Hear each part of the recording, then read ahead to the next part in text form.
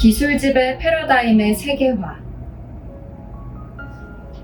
근본적인 문제는 좀 더 심각한 다른 것, 곧 인류가 기술과 그 발전을 획일적이고 일차원적 패러다임에 따라 받아들이는 방식에 있습니다. 이러한 패러다임에서는 외부 대상을 논리적, 이성적, 과정 안에서 점진적으로 인식하여 지배하는 주체라는 개념이 생겨납니다.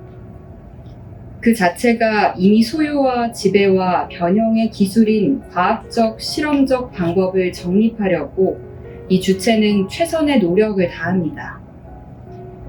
이는 마치 이 주체가 완전히 제멋대로 조작할 수 있는 무형의 실제 앞에 있는 것과 같습니다. 인간은 언제나 자연에 개입해 왔습니다.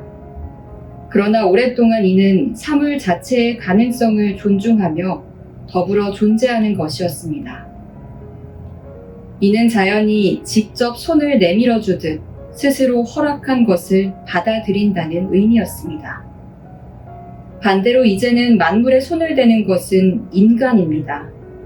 그러면서 인간은 종종 우리 앞에 있는 실제를 무시하거나 망각하면서 만물에서 최대한 모든 것을 뽑아내려고 시도합니다.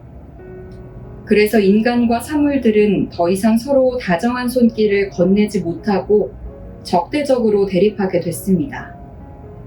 여기에서 인간은 무한성장 또는 제약 없는 성장이라는 개념을 쉽사리 받아들이게 됐으며 경제학자, 금융 전문가, 기술자들은 이에 큰 매력을 느꼈습니다.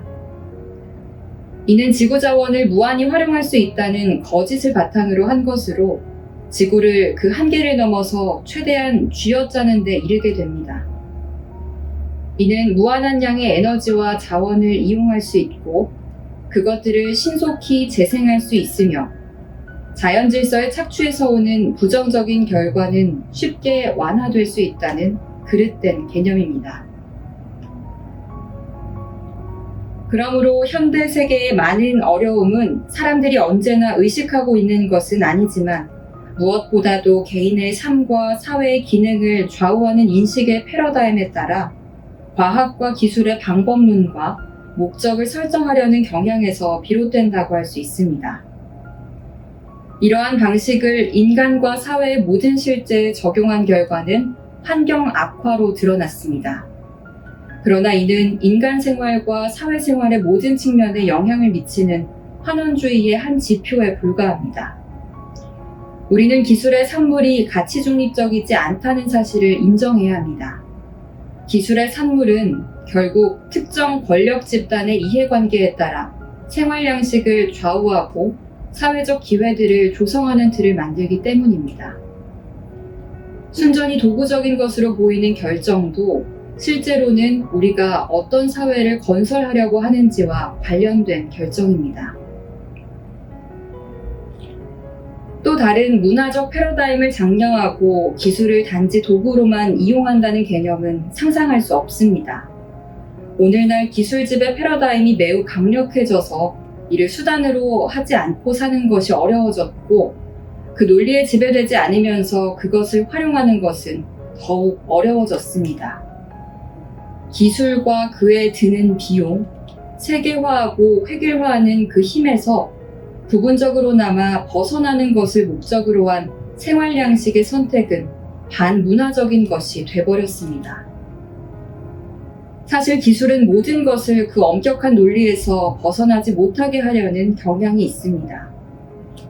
기술을 지닌 이들은 기술이 궁극적으로 인간의 이익과 행복을 향하여 나가는 것이 아니라는 사실을 잘 알고 있습니다. 극단적으로 말하자면 기술의 동기인 권력이 모든 것에 대한 지배권이라는 사실을 잘 알고 있습니다. 그 결과 인간은 자연과 인간 본성의 본래 요소들을 모두 움켜줍니다. 그래서 개인의 결단력, 온전한 자유, 고유한 창조성을 위한 자리가 줄어들게 됩니다. 기술 지배 패러다임은 또한 경제와 정치를 지배하고자 합니다. 경제는 이윤을 목적으로 모든 기술 발전을 받아들이며 인간에게 미치는 잠재적 악영향에 관심을 기울이지 않습니다. 금융은 실물 경제를 질식시켜 버립니다. 우리는 세계 금융위기에서 교훈을 얻지 못했고 환경 훼손에서는 너무 더디게 교훈을 얻고 있습니다. 일부 집단은 현대 경제와 기술이 모든 환경 문제를 해결할 것이고 또한 비전문적인 언어를 동원하여 전 세계 기아와 빈곤이 단순히 시장의 성장만으로 해결될 것이라고 주장합니다. 그들은 오늘날 그 누구도 감히 옹호하지 않는 특정 경제 이론들을 중요하게 생각하지 않습니다. 오히려 그들은 경제를 기능하게 하는 실제적 운용만을 중시합니다. 그 이론들을 그들이 말로는 지지하지 않을지 몰라도 더 균형 잡힌 수준의 생산, 더 나은 부의 분배, 환경과 미래 세대의 권리에 대한 배려에 전혀 관심을 보이지 않는 행동으로 그 이론들을 지지합니다. 그러한 행동은 그들에게는 이윤 극대화만으로 충분하다는 것을 입증합니다. 그러나 시장 자체가 온전한 인간 발전과 사회 통합을 보장할 수 없습니다. 그런데 우리는 지속되고 있는 비인간적인 박탈 현상과 참을 수 없을 정도로 대비되는 낭비적이고 소비 중심적인 일종의 초발전을 누리고 있습니다.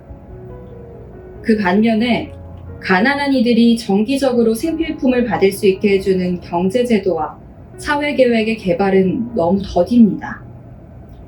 우리는 현재 우리가 실패하고 있는 것의 가장 깊은 뿌리를 보지 못합니다. 이는 기술과 경제 성장의 방향, 목적, 의미, 사회적 맥락과 관련됩니다. 기술의 전문화는 큰 그림을 보지 못하게 만듭니다. 지식의 세분화는 구체적인 적용에는 도움이 되지만 흔히 전체에 대한 감각, 사물들의 관계에 대한 감각, 넓은 지평에 대한 감각을 잃어버리게 만들어 그 감각이 결국 소용없게 돼버립니다. 바로 이 때문에 오늘날 세계의 가장 복잡한 문제들, 특히 환경과 가난한 이들에 관한 문제의 적절한 해결책을 마련하기가 어렵습니다. 이러한 문제들은 단일한 관점이나 이해관계로만 다뤄질 수 없습니다. 중대한 문제에 대한 해결책을 제시하려는 과학은 철학과 사회윤리를 포함한 다른 학문 분야의 지식을 반드시 참고해야 합니다. 그러나 오늘날 이를 실천하는 것은 무척 힘이 듭니다. 참고할 만한 참다운 윤리적 지평도 깨달을 수조차 없습니다. 삶은 점차 기술의 영향을 받는 상황에 종속됩니다. 기술 자체가 존재의 의미를 해석하는 핵심으로 여겨집니다. 우리가 마주하는 구체적 상황에는 환경 훼손, 불안, 삶의 의미와 공동생활의 의미 상실과 같은 잘못을 보여주는 많은 증상들이 있습니다. 우리는 실제가 생각보다 더 중요하다라는 것을 새삼 깨닫게 됩니다. 생태 문화는 환경, 훼손, 천연자원의 고갈, 오염과 관련된 문제에 대한 일련의 신속한 부분적 해답들로 축소될 수 없습니다. 기술집의 패러다임의 공세에 대항하는 다른 시각, 사고방식, 정책, 교육 계획, 생활 양식, 영성이 필요합니다. 그렇지 않으면 심지어 최선의 환경보호 운동도 동일한 세계화의 논리에 빠져버리고 말 것입니다. 개별적으로 나타나는 환경 문제에 대한 기술적 해결 방안만을 찾는 것은 실제로 서로 이어져 있는 것들을 분리하고 세계 체제가 안고 있는 가장 심각한 진짜 문제들을 숨기는 것입니다. 그러나 우리는 다시 한번 시야를 넓힐 수 있습니다. 인간의 자유는 기술을 제한하고 그 방향을 바꾸어 기술이 다른 형태의 발전, 곧 좀 더 건전하고 인간적이고 사회적이며 통합적인 발전에 이바지하게 할 수 있습니다. 강력한 기술집의 패러다임에서 벗어나는 일이 실제로 가끔 일어납니다. 예를 들어 군소 생산자들이 오염을 줄이는 생산 방식을 채택하여 소비 지상주의를 지향하는 삶과 여유와 공동생활 방식을 선택하는 경우가 있습니다. 또는 기술이 다른 사람들의 구체적 문제 해결을 우선 목표로 삼아 그들이 더 존엄하게, 덜 고통받으며 살아가도록 돕는 경우도 있습니다. 또한 아름다운 것을 만들어 이를 바라보려는 의지가 모든 대상을 객관화하려는 힘을 극복하는 경우도 있습니다. 이는 아름다움과 그것을 바라보는 이에게는 일종의 구원이 됩니다. 새로운 종합을 요청하는 참된 인류에는 마치 닫힌 문 아래 틈 사이로 스며들어오는 안개처럼 알게 모르게 기술 문명 한가운데 자리 잡는 듯 합니다.